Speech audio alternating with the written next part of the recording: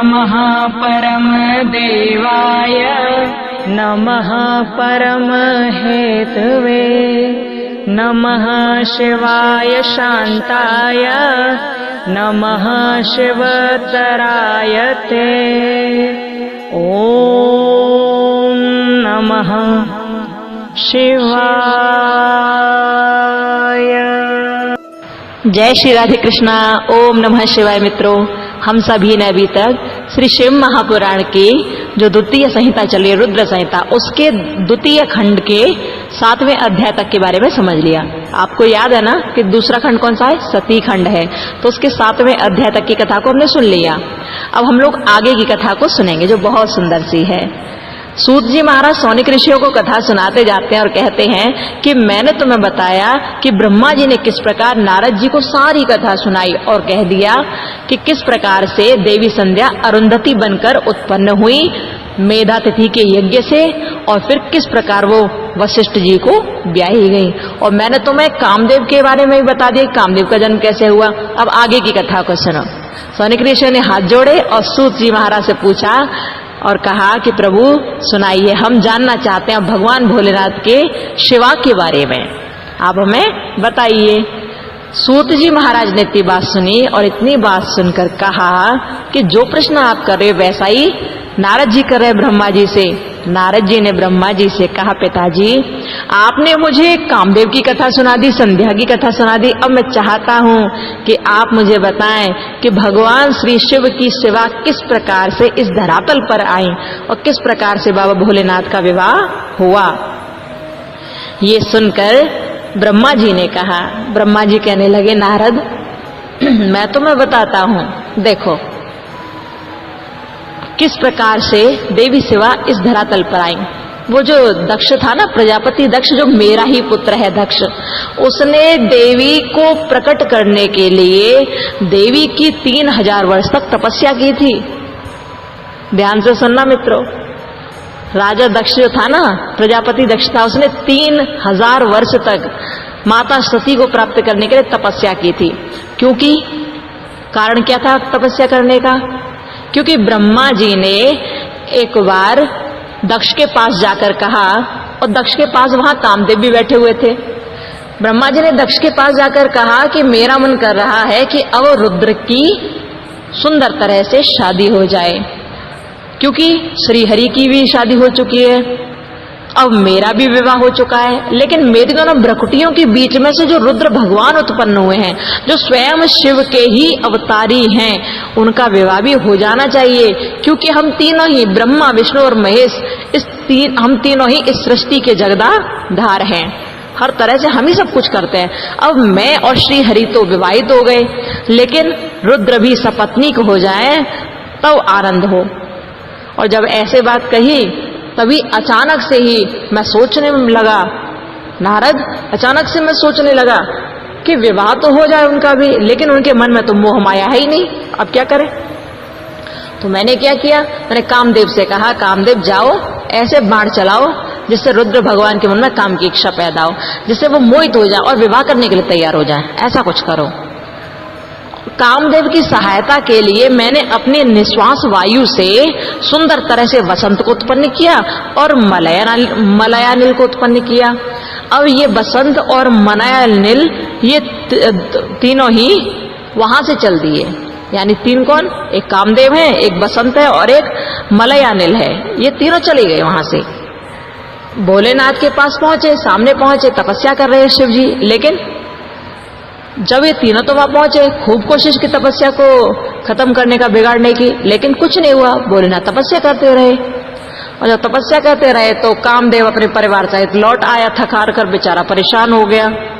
और जब परेशान हो गया और उसने सारी बात मुझे आकर बताई तो मैं भी दुखी हो गया, लेकिन दुखी के साथ साथ में बहुत क्रोधित भी हो गया। और क्रोधित की होने की वजह से ऐसा हुआ कि मेरी निश्वास वायु बड़ी जोर से चलने लगी, और जोर से जब हवा चलने लगी मेरे भीतर से बाहर की तरफ आने लगी, तभी उससे 49 मरुद गणों की उत्पत्ति हुई। मित्रों, ये जो हवाएं चलती है ना, ये एक तरह की हवाएं नहीं होती है, 49 तरह की पवन होती है। हवाएं चलने लगी और मैं सोच में पड़ गया कि मैं अब क्या करूं, किस प्रकार से एक ऐसी स्त्री की रचना करूं जो भगवान रुद्र को ब्याही जाए, मैं क्या करूं। मैं इसी सोच में पड़ गया। तभी मैंने क्या किया, मैंने श्री हरि को बुलाया। श्री हरि आए, उन्होंने मेरी प्रार्थना स्वीकार की और मैंने उनसे कहा, प्रभु क्या करना चाहिए, रुद्र को सपत्नी कैसे करें, कैसे भगवान का विवाह करें, आप बताएं। श्री हरि ने भगवान शिव के बारे में ये बात सुनकर नाना भांति से उनकी बहुत तारीफ की। मुझे भी बहुत अच्छा लग रहा था जब भगवान श्री हरि भगवान श्री हर की सुंदर तरह से तारीफ कर रहे थे, सुंदर तरह से उनकी बड़ाई कर रहे थे, मुझे बड़ा अच्छा लगा। तभी मुझसे श्री हरि ने कहा कि आप परेशान मत होइए, जैसे हम दोनों सपत्नीक हुए हैं वैसे रुद्र भगवान भी सपत्नीक होने वाले हैं, लेकिन इसका कार्य आपको ही करना पड़ेगा। आपके ये जो पुत्र है ना दक्ष, इनको आज्ञा दीजिए कि ये माता की सुंदर तरह से तपस्या करें, और जब ये माता शिवा की सुंदर तरह तपस्या करेंगे ना, तब इनके यहाँ पर एक सुंदर सी कन्या प्रकट होगी, जो कोई और नहीं, स्वयं माता शिवा ही होंगी वो, और वही भगवान रुद्र को ब्याही जाएंगी। नारद, मैंने तभी दक्ष से कह दिया, दक्ष जाओ, जाकर माता की प्राप्ति के लिए तुम सुंदर तरह से अनुष्ठान करो, सुंदर तरह से तपस्या करो, जाओ। तो नारद, दक्ष ने इतनी बात सुनी और माता शक्ति को प्राप्त करने के लिए, माता शिवा को प्राप्त करने के लिए दक्ष तपस्या करने चला गया। बहुत सुंदर तपस्या की दक्ष ने, और जब दक्ष ने बहुत सुंदर तपस्या की, पूरे 3000 वर्षों तक तपस्या करता रहा दक्ष। देखिए मित्रों, ये वही दक्ष हैं जिनकी पुत्री सती हुई हैं, और इन्हीं सती को प्राप्त करने के लिए तपस्या भी कर रहा है दक्ष, और अंत में इसी दक्ष की वजह से ये सती अपने प्राणों का त्याग भी कर देंगी। दक्ष ने 3000 वर्षों तक तपस्या की थी माता को प्राप्त करने के लिए। कभी जल पीकर रहता और कभी सिर्फ हवा पीकर ही रहता, वो उपवास करता रहता, सूखे पत्ते चबा लिया करता कभी कभी, ऐसे तपस्या की उसने, ऐसा ध्यान किया माता का। और जब 3000 वर्ष पूरे बीत गए तभी माता प्रसन्न हुई, और जब माता प्रसन्न हुई तो दक्ष भी बहुत प्रसन्न हो गया। माता ने कहा, दक्ष नेत्र खोलो, और नेत्र खोलकर मेरा दर्शन तो करो। दक्ष ने आंखें खोली, प्रसन्न होकर मां के चरणों में गिर गया, और दक्ष कहने लगा, प्रसीद भगवत्याघ्ये प्रसीद शिव रूपिणी, प्रसीद भक्त वरदये जगन्मान्ये नमोस्तुते, जगन्मान्ये नमोस्तुते, जगन्माये नमोस्तुते। और जब इस प्रकार से प्रार्थना की, वंदन किया माता को, तो माता प्रसन्न हो गई, और माता ने कहा, बताओ दक्ष क्या चाहिए, मैं प्रसन्न हूं तुम्हारी इस सुंदर तपस्या से, क्या चाहिए बताओ। अब तो दक्ष ने कहा, माता मैं चाहता हूं कि तुम मेरे यहाँ पुत्री के रूप में अवतीर्ण हो जाओ, मेरी इच्छा है। माता ने कहा, एवमस्तु, चिंता ना करो, मेरा ही अंश तुम्हारे यहाँ पुत्री के रूप में अवतार ग्रहण करेगा, लेकिन याद रखना कि मेरा अंश जो होगा ना, जो तुम्हारे यहाँ पुत्री बनकर आएगा, वो अंश केवल शिव का ही होगा, इसलिए शिव को ही उसको उसमें मिला देना, शिव को ही दे देना उसे, इतना याद रखना। और दक्ष एक बात और ध्यान से सुनना प्रजापति, मैं तुम्हारे यहाँ आऊंगी तो सही पुत्री बनकर, परंतु मेरा एक प्रण है, उसे तुम सदैव याद रखना, सदैव मन में रखना। दक्ष ने कहा कि माँ कैसा प्रण है। माता ने कहा, मैं तुम्हें सुना देती हूँ, तुम उसे सत्य ही समझना, मिथ्या मत समझना। यदि कभी मेरे प्रति तुम्हारा आदर घट जाएगा, कभी भी यदि मेरे प्रति तुम्हारा आदर घट जाएगा, तो मैं उसी समय अपने शरीर को त्याग दूंगी और अपने स्वरूप में ही लीन हो जाऊंगी, या दूसरा शरीर धारण कर लूंगी। याद रखना इस बात को, मैं रुकूंगी नहीं तुम्हारे पास, सदैव के लिए चली जाऊंगी तुमसे दूर। और जैसे ही ये कहा, दक्ष ने ये बात स्वीकार की, और तभी मित्रों हुआ क्या कि माता इतना वर देकर वहां से अंतर्ध्यान हो गई। अब इतनी बात बता दी ब्रह्मा जी ने, और जब इतनी बात बताई तो नारद जी हाथ जोड़कर बोले, पिताजी इतनी बात तो आपने मुझे बताई माता के बारे में कि माता ने आशीर्वाद दे दिया, अब आप मुझे बताइए कि दक्ष के जो पुत्र हुए वो किस प्रकार हुए, मैं जानना चाहता हूँ। यूं तो मैं जानता हूँ, लेकिन फिर भी मैं जानना चाहता हूँ। ये सुनकर ब्रह्मा जी ने कहा कि सुनो नारद, ये सब लीला तुम्हारी करी धरी है, तुम भूल रही हो शायद। वो जो राजा दक्ष थे ना, तो दक्ष का विवाह हुआ प्रजापति पंचजन की कन्या के साथ। जो प्रजापति पंचजन थे, जिनका दूसरा नाम वीरण भी था, उनकी एक बहुत सुंदर सी पुत्री थी, उसका नाम था असिकनी। क्या नाम था? असिकनी। तो असिकनी के साथ सुंदर तरह विवाह हुआ। और जब विवाह हो गया तो दक्ष ने सोचा कि अब हम सृष्टि की रचना को आगे बढ़ाएं, सृष्टि को आगे बढ़ा, क्योंकि हमारे ऊपर एक कार्यभार सौंपा है।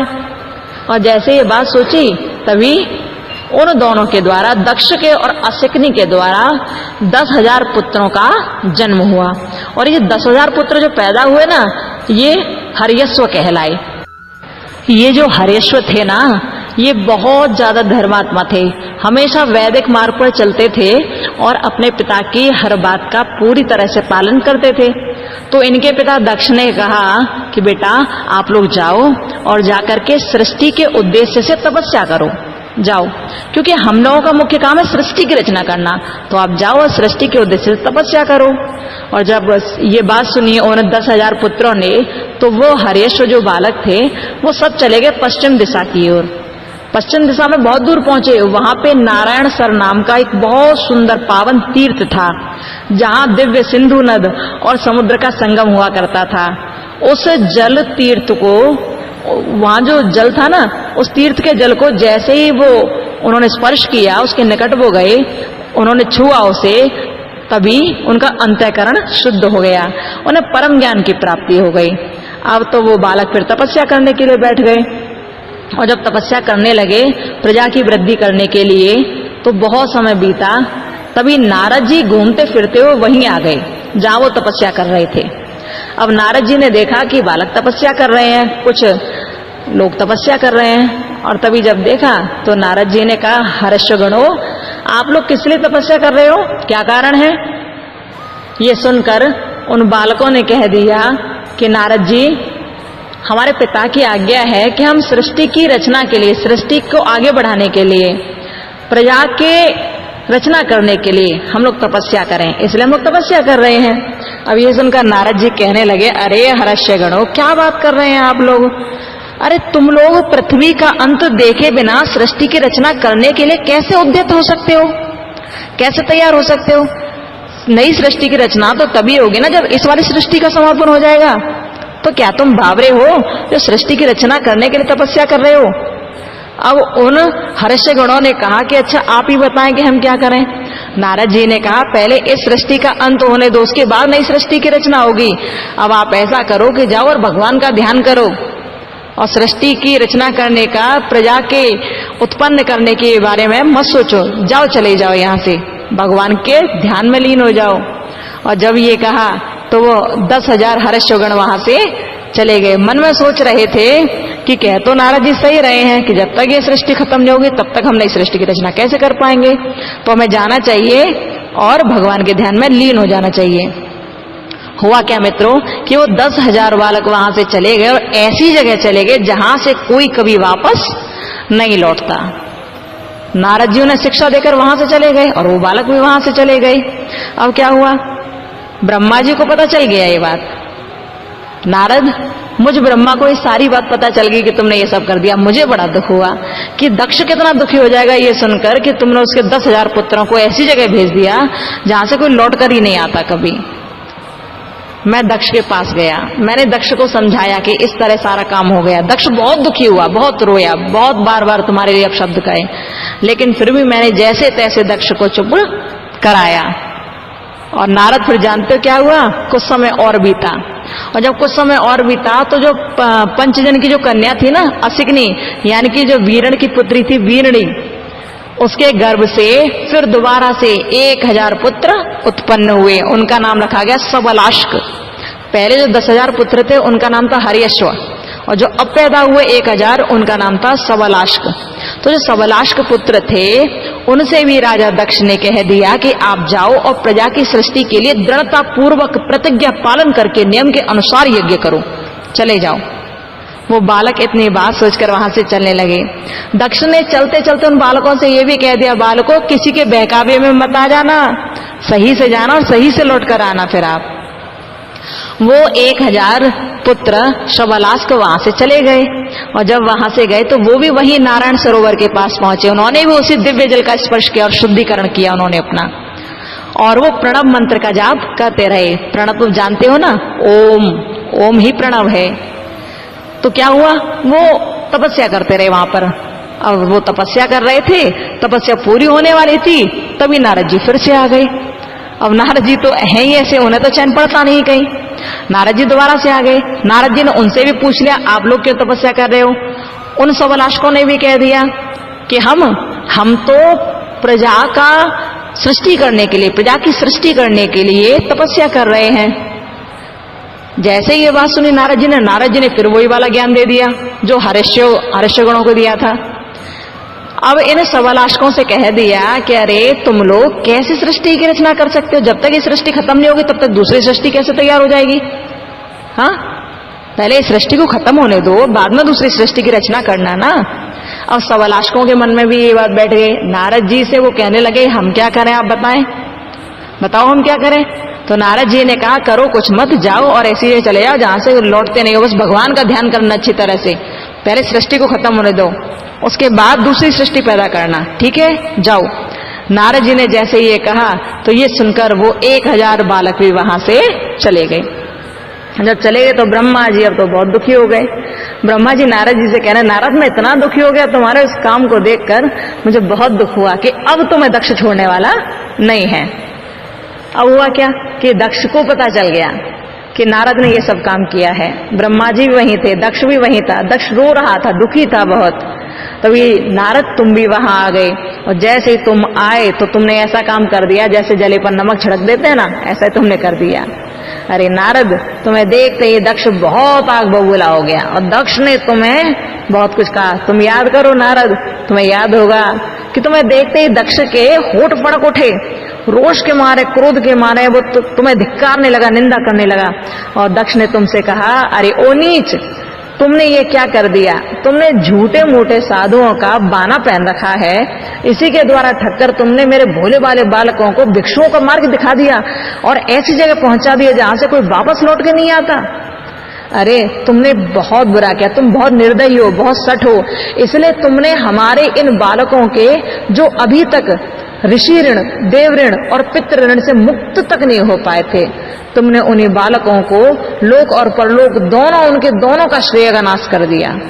ना तो उनको इस लोक का रहने दिया, ना परलोक का, क्योंकि जो पुरुष इन तीनों ऋणों को उतारे बिना मोक्ष की इच्छा लिए अपने घर त्याग कर सन्यासी हो जाता है, वो अधोगति प्राप्त करता है। कहते हैं मित्रों कि 3 ऋण होते हैं, ऋषि ऋण, देव ऋण और पितृ ऋण। इन तीनों ऋणों को उतारना बहुत जरूरी होता है। यदि कोई इन्हें नहीं उतारता और मोक्ष की इच्छा प्राप्त करना चाहता है, मोक्ष प्राप्त करना चाहता है और मोक्ष प्राप्त करने की इच्छा से सन्यासी हो जाता है, अपने माता पिता को त्याग देता है, तो वो अधोगति प्राप्त करता है। इसलिए इन ऋणों को चुकाना बहुत जरूरी होता है, मुक्त करना बहुत जरूरी होता है। लेकिन नारद, तुमने कुछ नहीं रहने दिया, उन बच्चों को तुमने अधोगति में पहुंचा दिया। अरे नारद, तुमने मेरा बड़ा अमंगल किया है। अतः आज से तीनों लोकों में विचरते हुए तुम्हारा पैर कहीं स्थिर नहीं रहेगा। मैं तुम्हें श्राप देता हूं कि तुम तीनों लोकों में विचरण करोगे, लेकिन एक भी जगह स्थिर नहीं रह पाओगे। कहीं भी तुम्हें ठहरने के लिए ठौर ठिकाना नहीं मिलेगा। नारद, मैं तुम्हें श्राप देता हूं। राजा दक्ष ने ये श्राप दे दिया नारद जी को। अब ये श्राप देना तो स्वाभाविक ही है, दक्ष के इतने पुत्रों को बार बार पहुंचा दे रहे हैं वो नारद जी, तो दक्ष को क्रोध तो आएगा ही। और जब पहुंचा दिया, कह दिया, श्राप दे दिया, तो नारद जी थोड़े से दुखी हो गए और वहां से आगे चलने लगे। मित्रों, इस प्रकार से दक्ष ने श्राप दिया नारद जी को। और फिर हुआ क्या कि वो जो दक्ष था ना, दक्ष ने फिर माता की ओर ध्यान लगाया, और जब ध्यान लगाया तो महाराज दक्ष, प्रजापति दक्ष और उनकी पत्नी के गर्भ से सुंदर सी 60 कन्याओं ने अवतार लिया। 60 कन्याओं का जन्म हुआ। उन 60 कन्याओं के बारे में हमने आपको शायद पहले बताया था कि किस प्रकार से वो दक्ष कन्याएं किस किस को ब्याई गई थी। दक्ष ने अपनी 10 कन्याओं को विधि पूर्वक धर्म को दे दिया था, ब्याह दिया था। 13 कन्याओं को कश्यप मुनि को ब्याह दिया था और 27 कन्याओं का विवाह चंद्रमा के साथ कर दिया था। याद होगा ना आपको। और भूतिया बहुपुत्र अंगिरा तथा कृशाश्व को उन्होंने 2-2 कन्याएं दी थी और शेष 4 कन्याओं का विवाह उन्होंने अरिष्टनेमि के साथ किया था। इस प्रकार से उन कन्याओं को उन्होंने विवाह किया। और जो बहुत प्यारी कन्या थी, जिन्हें कोई कहते हैं कि दक्ष की बड़ी कन्या थी यानी कि ज्येष्ठ कन्या थी, कोई कहते हैं बीच की कन्या थी, कोई कहते हैं सबसे छोटी कन्या थी, तो वही शिवा यानी कि माता सती सुंदर तरह से उस दक्ष के यहाँ जब उत्पन्न हुई तो वो भी बहुत जल्दी जल्दी बढ़ने लगी और वही सती ब्याही गई शिव के साथ। लेकिन सती का विवाह शिव के साथ कैसे हुआ और दक्ष अचानक से इतना क्रोधित क्यों हो गया था जो शिव से सती का विवाह करना ही नहीं चाहता था, इसके बारे में हम अगली वीडियो में चर्चा करेंगे। अब देखना बहुत आनंद आएगा कथा को सुनने में। आप लोग सुनते जाना, अच्छी अच्छी कथाएं हैं, ध्यान रखना इन कथाओं का भी और अपना भी। खुश रहिए, मस्त रहिए, बेकार की बातों से दूर रहिए। जय श्री राधे कृष्णा। ओम नमः शिवाय। और वीडियो को शेयर करना, लाइक करना और सब्सक्राइब भी करना चैनल को। ओके, ओम नमः शिवाय। राधे राधे।